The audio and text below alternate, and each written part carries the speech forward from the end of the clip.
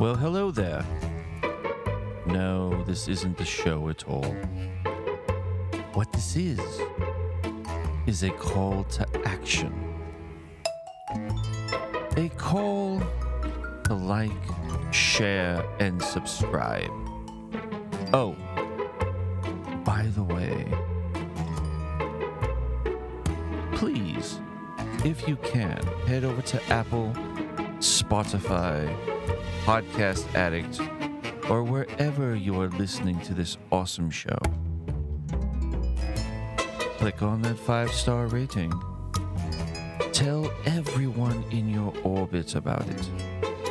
Do whatever you have to do to make them listen and continue to listen to the show. All within reason, of course. Together, we can grow this show into something amazing. Thank you all for what you do out there. Now back to the fun.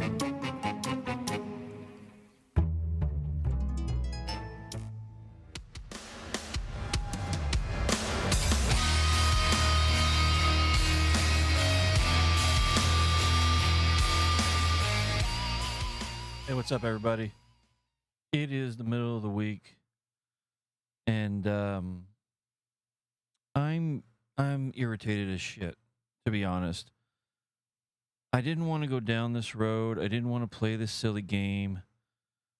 I didn't want to sit here and waste a whole show on this shit. And I know on Monday when I kind of reflected on what I was talking about in that episode I appeared in on World Ablaze, and I sort of went through some of the both sides issues because there are no angels in the Democratic or Republican parties. And I know that I sat there and I pointed a few things out going as far back as, the 60s and the 70s with both parties, bringing up a few things here or there and just basically saying, look, guys, this shit is truly on both sides of the aisle. When it happens to one side, the other side makes fun and points fingers. And on the other side, it happens the same with the other side. And there was a guy on TikTok that put out this whole thing, showing, I guess you can say receipts about a lot of the same things that I was bringing up on that episode. And I wrote, I agree with you. I really do. It is on the Republican side as well, and I can't defend that, but we can do this all day with the Democrats as well. But the real issue here, guys, is what do we do now? Do we come together, or do we, split the country in half and call it good? And then I said, maybe, and I said in that episode, maybe it is something that we're going to end up having to do, because it doesn't look like we want to come together. It doesn't look like we want to become an actual fucking country again.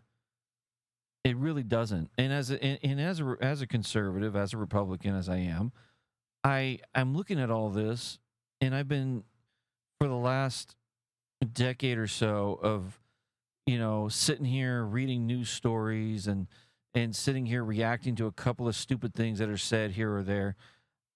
I as I said yesterday, is I'm literally just, it's making me think, what is the avenue of success in this space? Because it just looks like a bunch of fucking toddlers just pissing at each other. Like, there's no actual moving the ball forward. No one is actually getting anything done. We're just sitting here pissing like a bunch of fucking toddlers.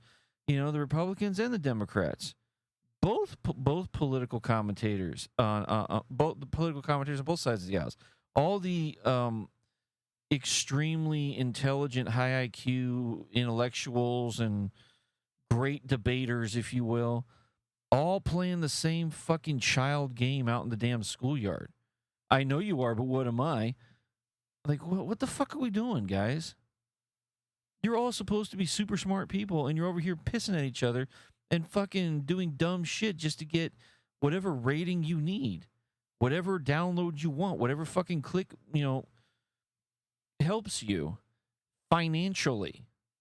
None of you fuckers are here to change anything.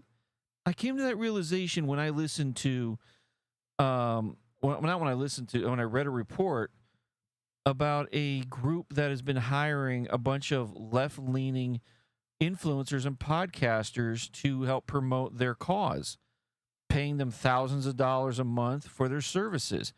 And a couple people that were involved in that immediately came out, I'm not taking money under the table. I make more than enough. But you're getting paid for something, and you didn't turn it down. And one of those fucking jackasses is David Pakman. And he said, and what I'm gonna play a lot of clips in Wednesday's episode. But before I do, if you don't know by now, this is the Manuel Font Show. I am Manuel Fonts. You have a whole thing in the beginning of every episode, last week and a half, about liking it, sharing it, subscribing it, telling a friend, whatever helps grow the show. And I've been really on this struggle session with myself, where I'm just like, do I just fucking go for it and not care? Or do I care what I say because I know to a degree it might come back and bite me in the ass? Because I had a response to what I wrote about coming together, and it came from some dumb bitch in fucking New York. Some bitch is going to vote for a damn communist because she wants a free, fully funded grocery store. I'm sure of it. Or frozen rent so she can stay in her fucking one-bedroom apartment staring at the trash can on a Sunday. I'm not gonna give you guys any screen names. I'm not even going to read their responses. But the overall point she was making was, you know what? I want Mr. Both Sides to give me an example of a prominent person making fun of a Republican tragedy. A prominent politician. Oh, so you want to limit the scope of the damage from the left side. But if you pull the fucking camera back a little bit, you get the Black Lives Matter riots, you get the Antifa bombings, and the riots in Minnesota. You get the Seattle Chazzy Chop Summer of Love, where they were fucking shooting each other as penalty for infractions and rape and God knows what else was going on in that fucking city block takeover, where the left-wing mayor didn't have the guts to handle that business. You had the other fucking mayor sitting there in Portland allowing over 60 days of rioting and burning down of buildings. You have Kenosha, Wisconsin, all these areas where billions in dollars of damage. But we need a prominent politician. We need one of those as actual proof, because Joe Blow doesn't count. Okay. But everybody in their under the sun, all across all the social media that I've been looking at, all the fucking videos that I've been watching, have been enraging as a conservative. And for someone who wanted to just kind of get out there and say, you know what, guys, we both fuck up. We both need to own this. We both need to come together. We both need to somehow hit that happy middle and calm the fuck down. I mean, let's just within the last year, not even the last year, last 6-7 months. I'm gonna go through some interesting things here. And you got the ABC News. Everybody that had a blue donkey sign next to their names, or the D or whatever, loved Luigi Mangione. This dude murdered a healthcare CEO. This motherfucker had a manifesto of sorts where he just railed against the healthcare industry, and he was a guy who just so happened to be of wealth. He didn't have to worry about it. easily could afford all the health care he wanted. He was in a rich family. But this motherfucker wasn't happy with it. He didn't like that the healthcare system was making decisions in a capitalistic society. He didn't like that. So who had to die? The CEO. Why? Because he read a couple of left buttfuck literature, believed it, and executed it. Radicalized is what I think these fucking tards are calling it when it comes to Charlie Kirk. Radicalized. It's absolutely infuriating when I listen to these fucking dolts talk online. And half of these fuckers got audiences of 5 to 6 million people. It's absolutely enraging to listen to these fuckers talk. As if cameras never existed. As if we don't have a fucking tape recorder. You can go right now online into the government archives or any archive really of a news agency, and you can pull up clip after clip after clip after clip of everybody within the last 10 years on the left side of the aisle talking major shit, from news anchors to politicians. But we're going to totally dismiss that and forget that it even happened. This is so it's not on us. It's not on us. We don't do anything. We are angels with gigantic wings, and we fly through the heavens. Nothing happens on the left side of the aisle. We're awesome. You know, we're great. You fucking right wingers. Oh, when something goes down, not only are you right wing, you're extreme right wing. You're all the fucking way off the reservation. It's bullshit. It's nonsense. It's absolute crap. There's a dude. Do you remember the Daily Caller reported this? A man with a Molotov cocktail wanted to kill Scott Bessent and thought Pete Hegseth was a Nazi. Do you remember that dude getting arrested? That dude was a left-wing nut. He was all in on Kamala Harris. What happened? But nobody cares. Nobody wants to talk about that guy. That dude had fucking... What about the dude that went all the way to Kavanaugh's house with a fucking gun to shoot that guy? That dude was all in on MSNBC. That was his fucking bread and butter. He was all in on it. Rachel Maddow was his buddy. Totally radicalized, totally influenced by the left side. We forgot that dude. That dude doesn't exist either, does he? Nope, fucking nope. What about the Tesla fire bombings? Anybody remember that shit? No? What about the dude that would claim to be a queer scientist that did a little bit of that shit in New Mexico and then went to Albuquerque while there and decided that the Republican National the RNC over there needed a couple of flames. Do you remember that guy getting arrested? No? That dude clearly was a left-wing psycho. It's like, come on, dude. And everybody likes to bring up the Shapiro. Okay, and here's some other issues that, you know what? Let's play David Pakman. I'm all for fun. Let's play some David Pakman. This guy, this is a 9-minute deal here, and I want you to really enjoy this fucking dude's retardation with me. Talk about the motive. What was the motive of Charlie Kirk's shooter?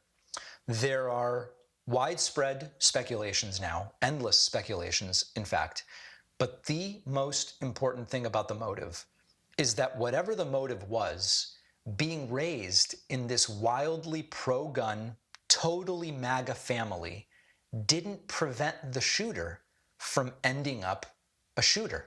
And that is so critical to understand. You know, let's start right there. Didn't I just talk about Luigi Mangione? Brought up in a fucking Democratic family. Had all the fucking money in the world. And he still made a conscious decision in his fucking mind to take a pistol and go murder somebody in the streets of New York. What he is about to unload in the next 9 minutes is he's going to tell us that no matter the whole thing that comes out of the Conservative Party when they say, you know, mother and father raised in that environment, the kids generally, by and large, do well. There's a lot of statistical data on this supporting it. And he is going to sit there and lay out this ridiculous case where he's like, but it didn't work because Charlie Kirk died by this one man. It's fucking retarded. There is rampant speculation. The shooter is trans. That was the motivation. The shooter is not trans. The shooter has a trans partner, and that was the motivation. We're going to follow up on that in a moment. But the point here is, clearly the shooter hated Charlie Kirk. To clear this up for him, because David Pakman is too dumb to understand what is widely reported, the shooter is in a loving, romantic relationship with a man that is transitioning into a woman. This is documented. It is all over the news. And he is over here saying, allegedly, we'll really see what we... Motherfucker, I do not like...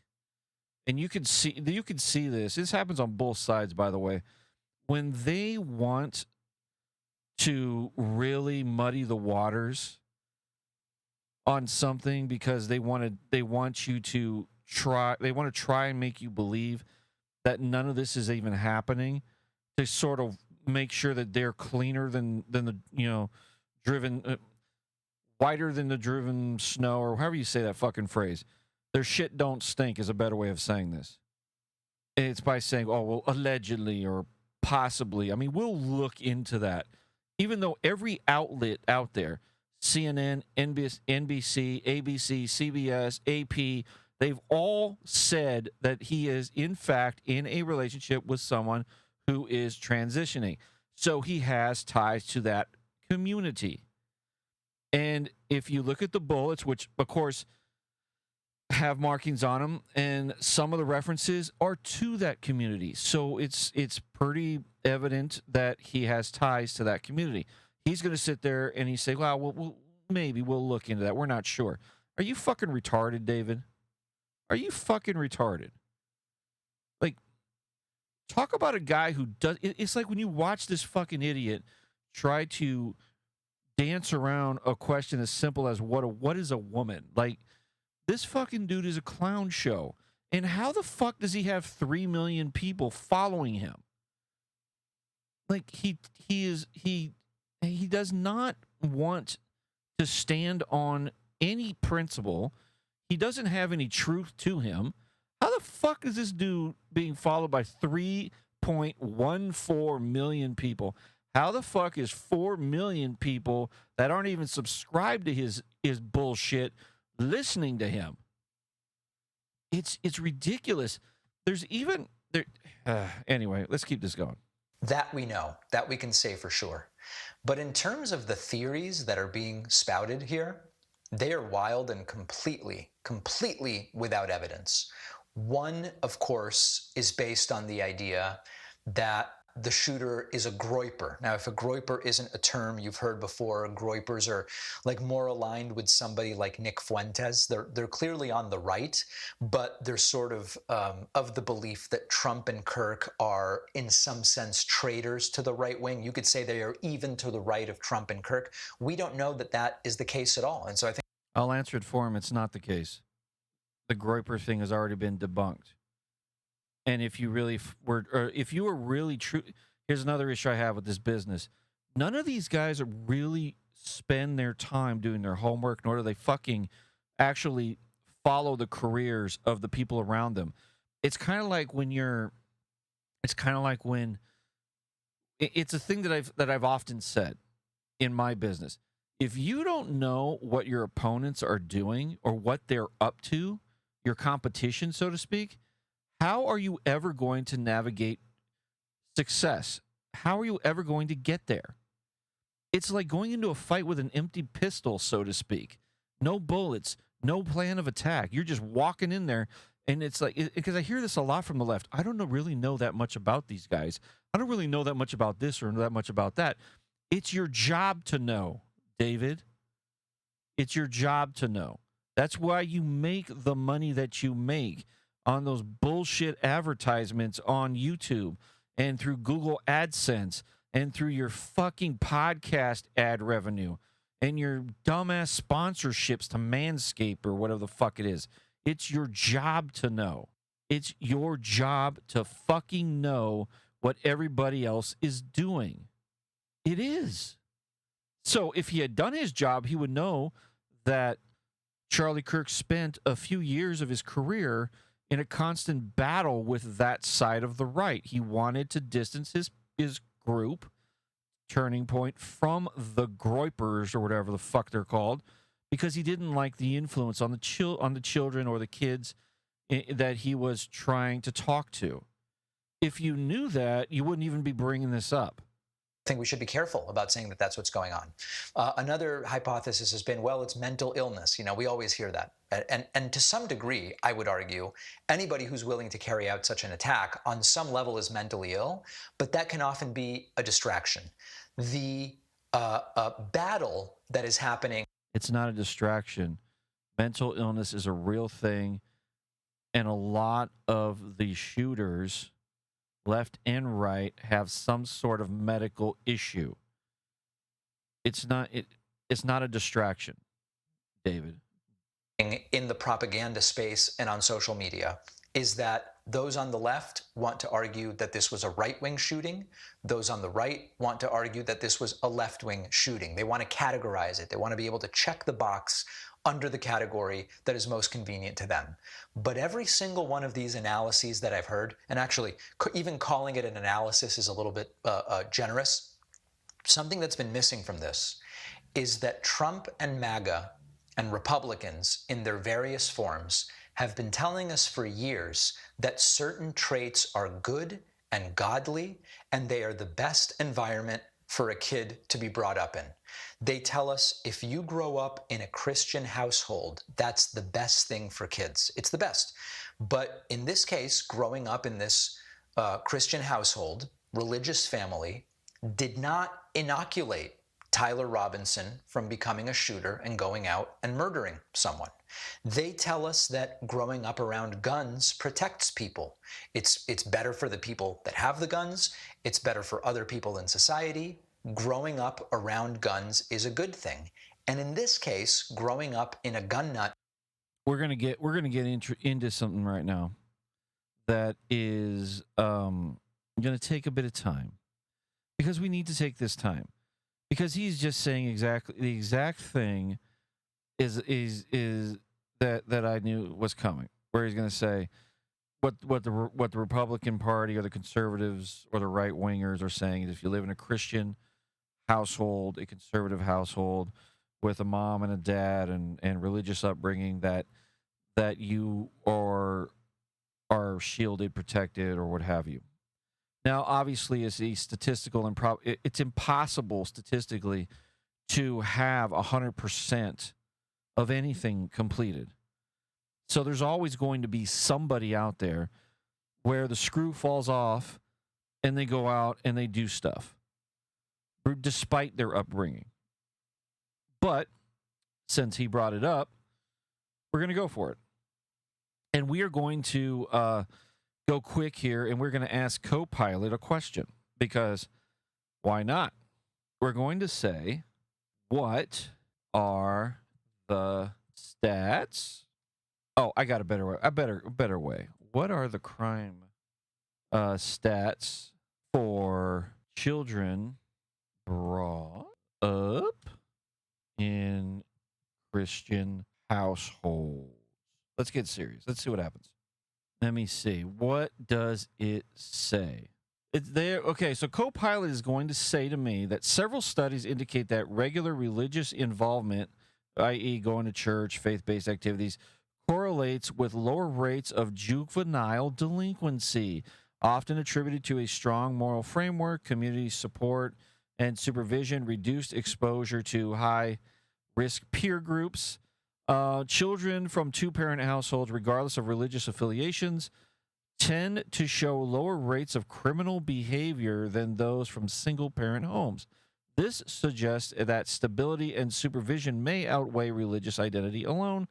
Youths who actively engage in religious practice, which is prayer, study groups, and what have you, show lower delinquency rates than those who merely identify as religious without active participation.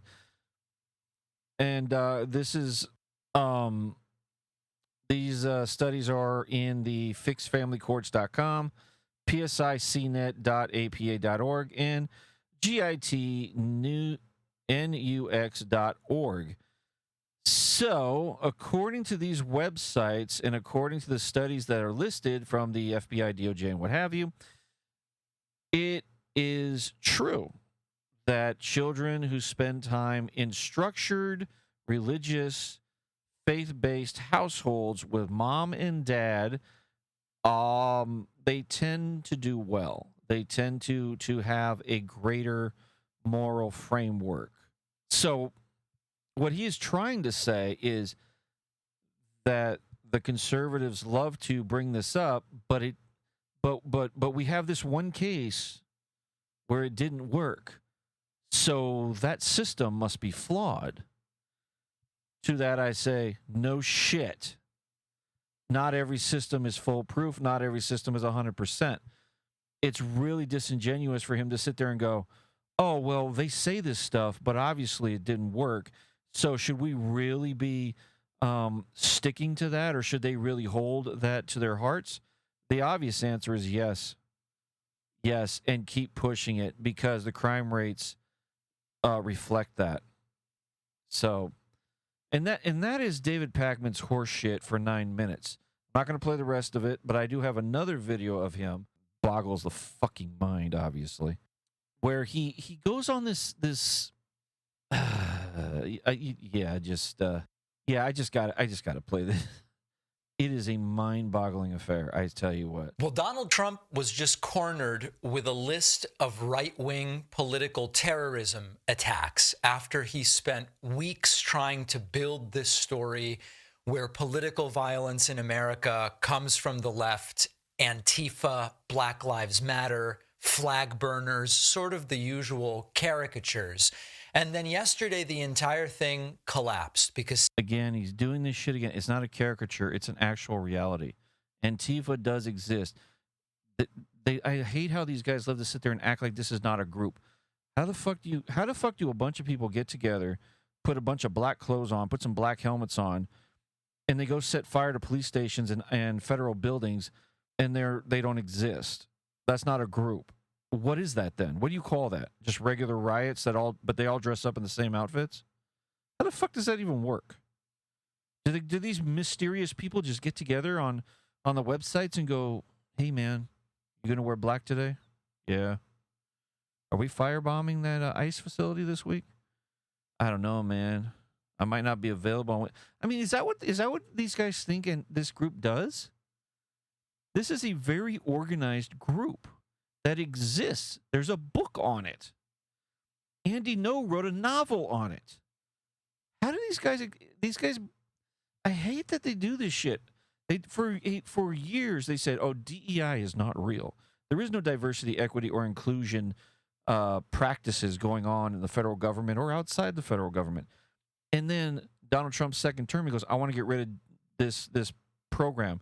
And all of a sudden, DEI exists. They're like, oh my God, you can't get rid of DEI. It's the same shit with Antifa. It's like, is this group exist or not? I don't know. It's a caricature. Are you fucking serious, David? God, you're a fucking jackass. Moving on. Standing in the Oval Office, CBS reporter Nancy Cordes finally did what journalists should have been doing for a very long time, and that's putting the receipts right in front of Donald Trump. Now, we've known for a long time that overwhelmingly political violence in the United States is right-wing. That doesn't mean we excuse left-wing instances of it. It doesn't mean we condone violence. It doesn't mean that we say that violence of any kind... I also hate how these guys continue to move the fucking goalpost. Similar to what I said earlier in this episode with that exchange I had online. Oh, can you give me an example of important left-wingers that have done it? Political violence. Like they continue to narrow the scope. And to the point where it's like, you have to somewhat concede, no, I cannot find every single incidences that have been performed by someone who is a Democratic voter or a Democratic donor or just in a liberal person in general. You're right that they're not exactly a predominant figure, and no, not everything that they do is political violence. But yeah, okay, you're right. But it is still, but the left still leads the league in violence. No. Political violence. Oh, okay.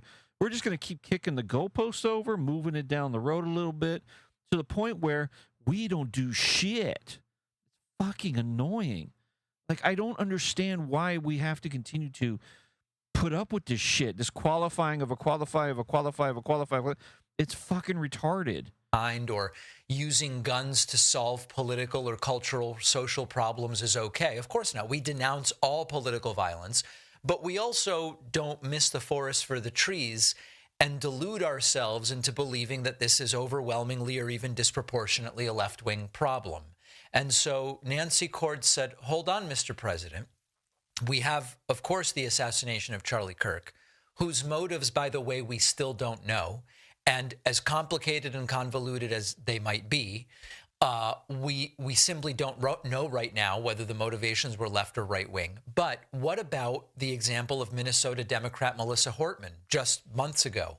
What about the attack against Paul Pelosi in his own home? What about the shooting of Gabby Giffords? What about the attack on the Pennsylvania governor's mansion, where, by the way, I was just yesterday with Governor Shapiro looking at where that damage recovery has been taking place and getting a firsthand look at that terrifying arson attack. What about that? I saw it firsthand yesterday.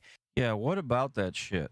The list he just gave is the same list every Democrat has given, and they keep saying it's all right-wing violence. Let's find out, because I happen to look. Something that Democrats have a hard fucking time doing. Gabrielle Giffords, a Democratic congresswoman from Arizona, was shot in the head January 8th, 2011, during an event in Tucson. The shooter was Jared Lee Loeffner, who killed 6 more people and injured 13 others. His political views were described as confused and incoherent. Is that right-wing stuff? If he's confused and incoherent, does he automatically become a Republican? What does that even fucking mean, David? And the investigation revealed that he was suffering from mental illness, a thing that he just said in a previous video should not be a determining factor. Are we serious? While some early commentary speculation of right-wing motives, which is as soon as it happened, as everybody did the day that Charlie Kirk got shot, everybody was blaming each other and pointing fingers. Of course, when you conclude investigations and you get to the end of the line, the authorities conclude that his actions were not clearly aligned with any political party or ideology. His writings and behaviors suggested a mix of anti-government sentiment, conspiracy theories, and delusional thinking. No coherent partisan agenda. So this fucking guy was just a nut that decided one day to kill and shoot a bunch of people at an event. Doesn't make him a fucking Republican. And if you care to look it up, you can look it up on ABC News, USA Today, Britannica, and Slate. That's where I found all that shit. Now let's go to the firebombing of Josh Shapiro. The firebombing of Pennsylvania Governor Josh Shapiro in April of 2025 was carried out by Cody Balmer, a 38-year-old man from Harrisburg. While Balmer had previously identified as a political independent, I don't believe if you're an independent, you are a Republican, or a right-winger or a right-wing extremist. So David's going to have to come to grips with this. He reportedly began supporting Donald Trump in 2024. However, his motives appeared to be not strictly partisan. Even though you vote Republican doesn't mean you align Republican. There are a lot of independents that sway the presidential elections. There's this thing that they like to say. 100% voting block, right? There's that 40% Republican, there's that 40% Democrat, and then you got that 20% in the middle, and you got to sway it. This guy is a registered of that 20%. Now, obviously, Donald Trump in 2024 had swayed him as a voter. But if you go through the history of Cody Bomber, he doesn't do any of this. No voting, no nothing. So just because he did it that one fucking time, does that make him a Republican? Fuck no. But of course, David Pakman's going to automatically say that he is because he supported Donald Trump once. It's absolutely retarded. He used Molotov cocktails to ignite the governor's mansion while the family was inside. He planned to assault Shapiro with a hammer if he ran outside to put out the fire. He turned himself and admitted expressing hatred toward Shapiro, mainly for the Palestinian and his anger over perceived injustices related to Middle East policy. He also made delusional claims about Shapiro, saying that his having his friends killed, and expressed personal grievances about his own family, anti-Semitic or political bias also played a role. So I'm not entirely sure that this is also a Republican, but we will continue this journey. Why not? Paul Pelosi. Yes, this one I will give you was a Republican technically because he had far-right conspiracy theories of election fraud, QAnon, anti-government rhetoric, things like that. But not entirely a Republican. I'm just saying. I don't know. I mean, again, it goes right back to the beginning. Just because they do it 1 year doesn't make them a full-blown Republican or a conservative. It makes them an independent at best. The pipe bomb thing that everybody likes to talk about, where Democratic politicians receive pipe bombs. This one I will 100% give you as a Republican. Yes, he sent pipe bombs. You got one so far. All right, that's fine. You got one. Now, the Colorado shooter was not the school shooting with the 16-year-old kid. Another one of these things. He was not affiliated with any mainstream political party. His views and online behavior were consistent with extreme ideologies of the right, the white supremacist, neo-Nazi radicalization, things like that. But that doesn't make him a Republican just because he's a white supremacist or affiliated with that or whatever the hell you want to call it. Because, again, not all white supremacy is strictly a right-wing thing. It isn't. There are left-wing white supremacy groups out there. There are. Just because it is mostly right, kind of use the Pac-Man logic here. It's mostly right, but it's not all right.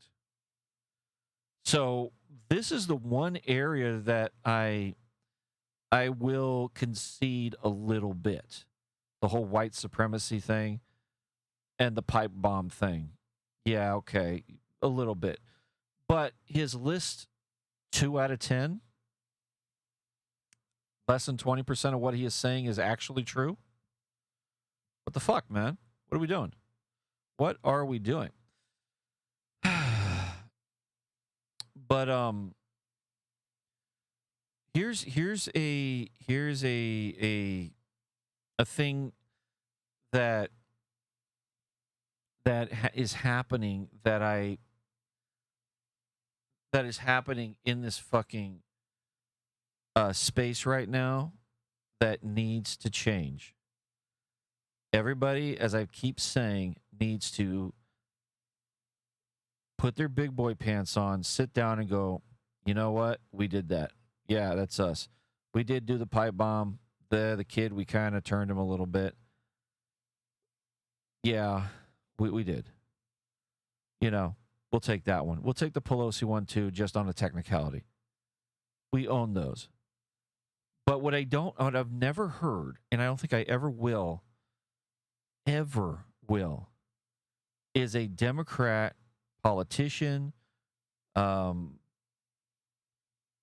don't think I'll ever will hear a Democratic politician or a left-wing fucking commentator in the political space, the YouTube guy, if you will, or the podcasty guy.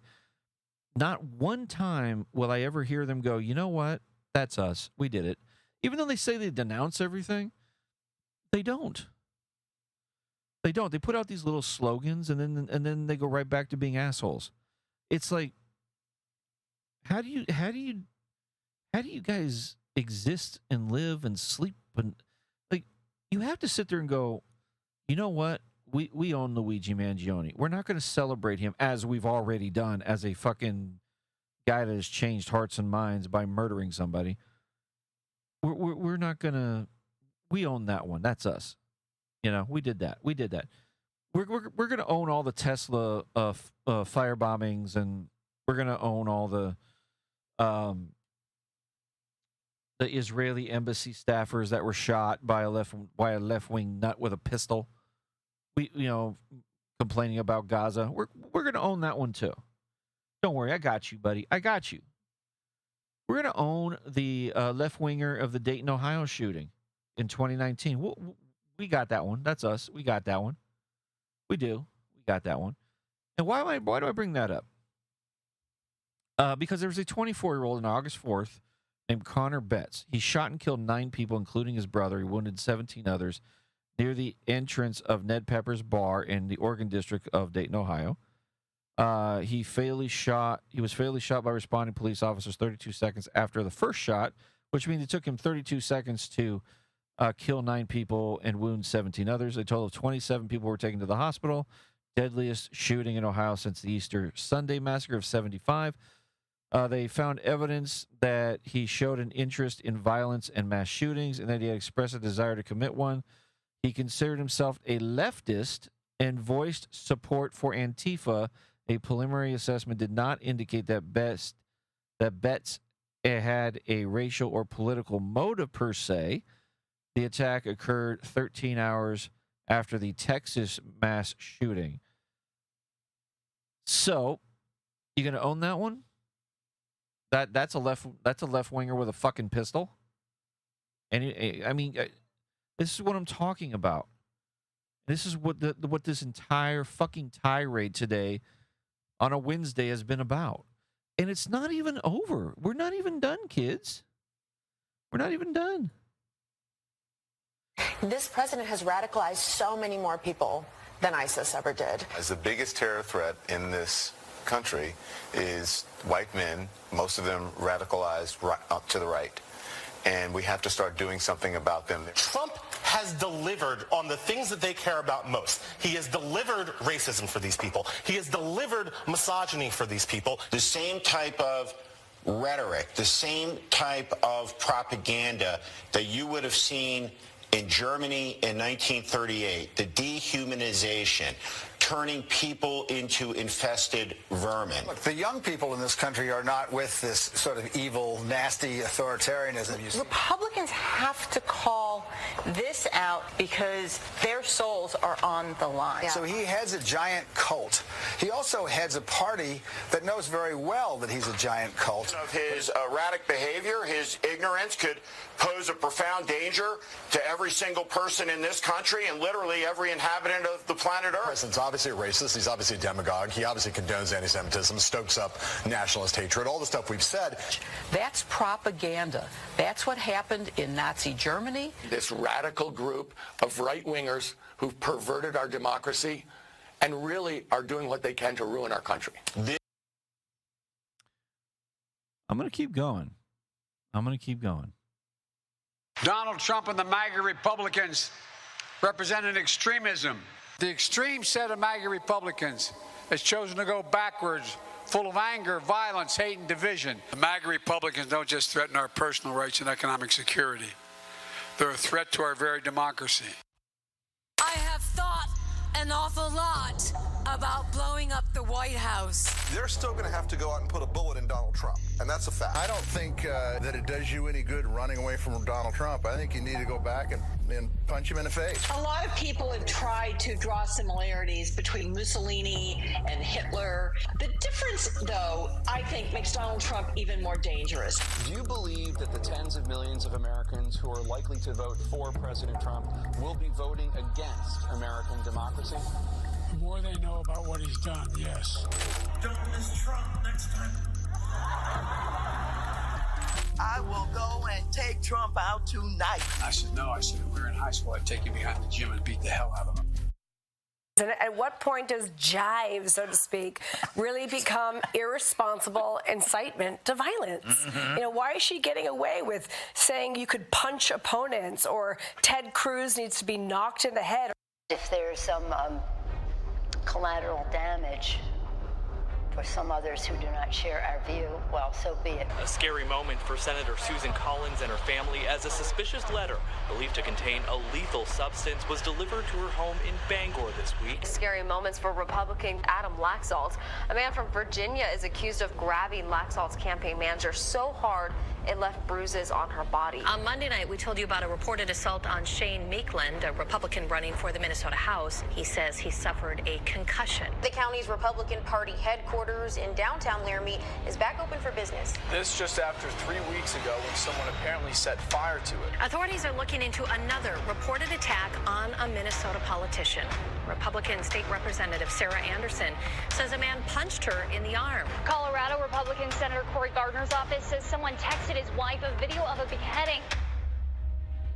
If there's some collateral damage, so be it. Let me ask you tonight, do you think Donald Trump is a fascist? Yes, I do. This is what kicking the shit out of fascism looks like. Try to prevent the spread of the lawlessness and the fascist chaos that's been unleashed against us. So when we say Donald Trump is a fascist, fascism, a huge component of fascism is uniting racism, bigotry, a form of racist nationalism. We are now living in a fascist dictatorship.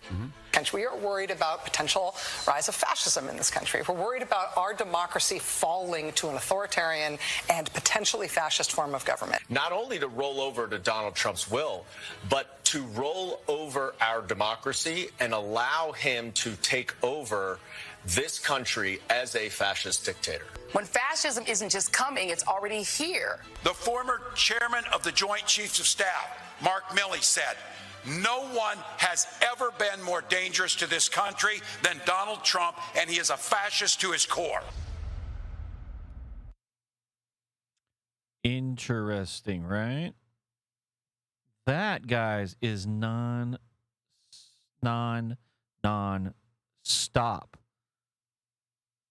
chatter from Democratic politicians and news pundits over the last decade.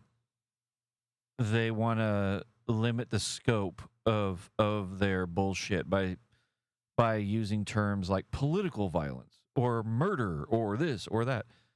Yeah, but yet you guys all talk a massive game of shit. But then you want to sit there and go, "It ain't us. We didn't do it. We're not saying anything. We're angels." It's such nonsense. I have quotes. Kamala Harris over here. Quote, "Does one of us have to come out alive?" It is a response in 2020 to a Lincoln Project strategist discussion of Trump's political future. Joe Biden, 2024. The bullseye thing we all know about. Then, of course, he said Trump and his supporters are a threat to this nation, the soul of the country. A senior Harris advisor, David Plouffe, quote, "It is not enough to simply beat Trump. He must be destroyed thoroughly. His kind must not rise again." Wow. And, of course, Dan Goldman, who you've heard in that montage, Trump has to be eliminated. It was a televised interview in 2023 with Jen Psaki. These guys will do it over and over and over and over and over. Maxine Waters, it made a very famous June 2018 rally speech. If you see anybody from the cabinet in a restaurant, in a department store, gas station, you get out and you create a crowd. You push back on them and you tell them they're not welcome here. Interesting. And then, of course, we have Chuck Schumer Same shit. I want to tell you, Gorsuch. I want to tell you, Kavanaugh. You have released the whirlwind, and you will pay the fucking price. March 2020 rally outside the Supreme Court after the, I believe the Roe v. Wade thing. This shit is insane. And of course, Adam Schiff has rhetoric as well. We cannot approach this funding debate like it is a normal debate at a normal time with a normal administration. You have released the whirlwind and you will pay the price. While not Schiff's quote, the Schumer line has parallels in Schiff's own framing of Trump-era politics and existential threats. The assault on our constitutional order was inspired by people wearing suits and ties. Their purposes was no less ominous. I mean, we love to talk about. I'm going to close with this. We love to talk about Donald Trump, condemning violence and what have you. But I will say in his defense, why should he do that? If you not remember from 2016 to 2021, I'm sorry. Do you guys not fucking remember that he was asked consistently about the Proud Boys, about the very fine people on both sides quote, condemning this violent group, that, whatever. He would always say, I condemn this group. Or I'm not talking about this group, which should be condemned totally. Or what would you... He, even in a debate with Joe Biden, he said, what do you want me to say? Do you want me to condemn this group or that group? What do you want me to do? It gets to a certain point where whatever you do doesn't fucking matter because it's never acceptable at all. And that's exactly what has happened to Donald Trump. So when he sits there and one hand he'll say that he wants to tone down the rhetoric, he wants nonviolence, but then he'll sit there and spin around and go, the violence, though, is really from this side. Do you condemn it? Well, I'm not going to say that. He's towing that line. Why? Because he's been browbeat with it for almost a decade. Why would he engage in that horse shit again, knowing full well that every single commentator on the left, for the left-leaning, whatever you want to call these fuckers, from CNN to NBC to CBS to ABC to any independent fucking between, they're all going to sit there and condemn him for not properly saying the right thing, the acceptable thing. So why the fuck should he? Has anybody ever thought about that? Oh, because he's the president. Okay. Did anybody tell Joe Biden to change his tune when he talked about how he's going to take Donald Trump in the back and beat his ass during that campaign, or when he sat there and made those speeches calling Donald Trump a Nazi, a fascist, an authoritarian? He's coming for you. He's going to, we have to eliminate them. Like the bullseye comment. Did anybody for a second think that was bad? No, you guys all doubled down and then some, or you tried to explain it away. I don't. It's very irritating. It's very irritating. And it's driving me fucking up a wall right now. And I don't know where we go from here. I don't know. I mean, I don't know what the solution actually is, because now the right, my friends on the right, are now ramping up their conversations, and it is getting more violent in tone. It wouldn't shock me if something does happen within the next year or so, where there is some kind of riot, some kind of a fight. Wouldn't shock me. Does anybody, I mean, it wouldn't shock me. And I think that's what the left wants. I think that's what they're expecting. I think they want that as an excuse to separate from the country, because they support us anyway, because we're just a bunch of fucking useless dirtbags and and we can't take care of ourselves. That's how they think of us. They think of us as less than. We're stupid. We're this, we're that. They're very high and mighty in their attitude. I mean, I'm not going to play it here, but even YouTubers like Destiny are calling for fucking Republicans to taste blood so they understand. Like, again, guys, I don't know where we go from here. I don't know what the fucking the answer is. If you guys have an idea, let me know in the comments below. Appreciate each and every one of you, and I'll see you tomorrow. Later.